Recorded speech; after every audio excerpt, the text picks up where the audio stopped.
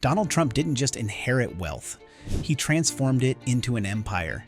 From luxury skyscrapers in Manhattan to global branding deals, his journey to billionaire status is a mix of strategic real estate investments, high-profile ventures, and relentless self-promotion. But how did he turn a family fortune into one of the most recognizable personal brands in the world? Trump's rise involved massive deals, financial setbacks, and a level of risk that few would dare to take. Here's how Donald Trump became a billionaire. The early advantage: inheriting a fortune. Donald Trump was born into wealth. His father, Fred Trump, was a successful real estate developer in New York City, amassing millions by building middle-income apartments.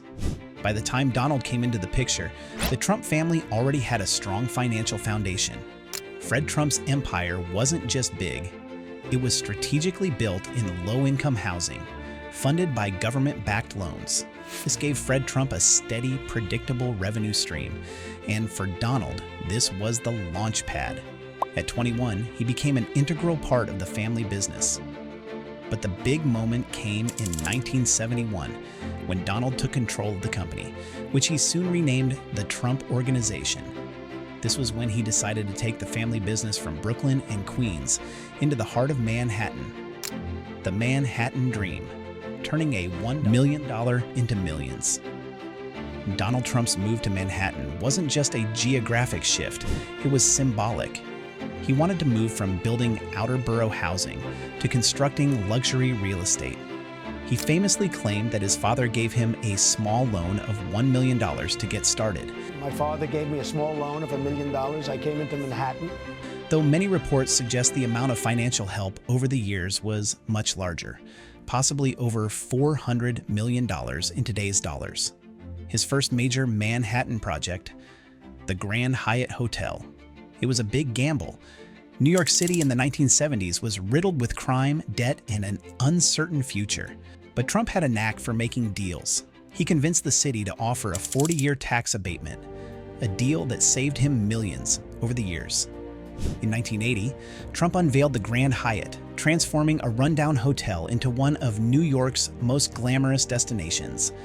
This project not only made Trump tens of millions of dollars, but also introduced him to the world as a deal maker and a player in the luxury real estate market.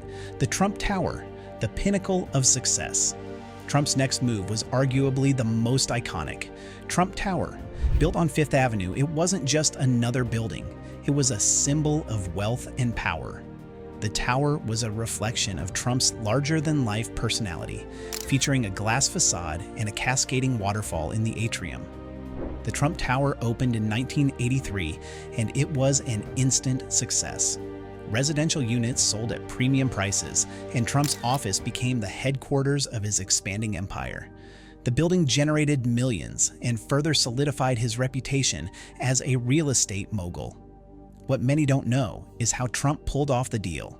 The land where Trump Tower stands was home to a historic department store, Bonwit Teller. Trump's purchase of the property included demolishing the landmark store. He faced protests and controversy for destroying valuable Art Deco sculptures on the building, but ultimately, Trump moved forward without hesitation. This aggressive approach to deal-making would become a hallmark of his career. Casinos, airlines, and beyond. By the mid-1980s, Donald Trump was on top of the world. His real estate ventures were flourishing, and he began to diversify. One of his first big moves was into the casino industry. In 1984, Trump opened the Trump Plaza Hotel and Casino in Atlantic City. It was followed by Trump's Castle in 1985 and the Taj Mahal in 1990, which he dubbed the eighth wonder of the world. While Trump's name on these casinos brought in massive attention, the ventures were debt-heavy and required enormous financial upkeep. Risky type of loan with high interest rates made it difficult for the casinos to turn a profit. Around the same time, Trump tried his hand in the airline industry. In 1989, he purchased Eastern Air Shuttle, renaming it Trump Shuttle.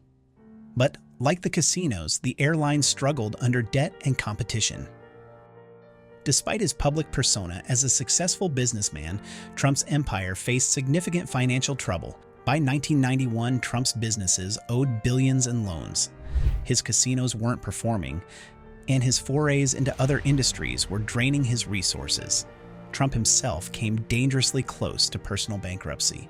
But rather than going down with the ship, Trump negotiated with his creditors. He convinced banks that it was better for him to stay afloat rather than completely collapse. As a result, he retained control over his properties, albeit under strict terms. This period also saw him pivoting to focus more on licensing deals, branding his name rather than owning physical assets outright. In the late 1990s and early 2000s, Trump realized that his name carried weight even when his businesses struggled. He shifted strategies, moving away from direct ownership and focusing on licensing his name to real estate projects around the world. From hotels to luxury residential buildings, the Trump name was plastered on developments he had little or no financial stake in. This licensing strategy turned into a cash cow, adding tens of millions of dollars to his net worth over the years. One of the most significant factors in Trump's billionaire status was his foray into television. In 2004, Trump launched The Apprentice, a reality TV show where contestants competed for a chance to work at the Trump Organization. The Apprentice was a massive success, airing for over a decade and introducing Trump to a new audience. It's estimated that Trump made over $200 million from the show and its various spin-offs. But even more valuable than the direct earnings was the boost to Trump's brand. His catchphrase, "You're fired," became a cultural phenomenon, and Trump used the show's popularity to build relationships and market his properties and products.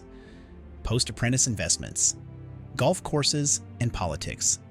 Trump used his renewed fame to expand into new ventures.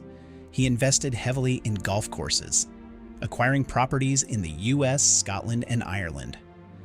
By 2015, Trump owned 17 golf courses worldwide, generating millions in revenue annually. At the same time, his political ambitions began to take shape. Trump had flirted with politics before, but his 2016 presidential run transformed his public profile. While his candidacy brought controversies and legal challenges, it also kept the Trump brand in the headlines, sustaining his wealth through licensing, hotels, and real estate deals. Donald Trump's journey to billionaire status is anything but conventional. It started with a sizable inheritance, grew through savvy real estate deals, and endured through financial collapse, branding, and reality TV. His name alone became one of his most valuable assets, a brand that he continues to leverage across various industries. Whether loved or hated, Trump's ability to navigate different industries and turn adversity into opportunity has played a key role in how he became a billionaire.